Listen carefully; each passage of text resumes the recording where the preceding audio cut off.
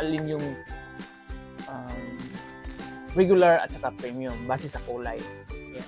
So sa hindi nakakaalam, lahat po ng gasolinang ito, itong dalawang tong gasolinang to ay unleaded po. So may mga iba kasi is confused kung kasi nga 'di ba sa manual natin kikita natin at prescribed na gasolina sa ating mga motorsiklo or mga sasakyan is unleaded. So may mga gasolinahan na nagbibenta na nakalagay doon is unleaded at yung iba, ang isa is premium.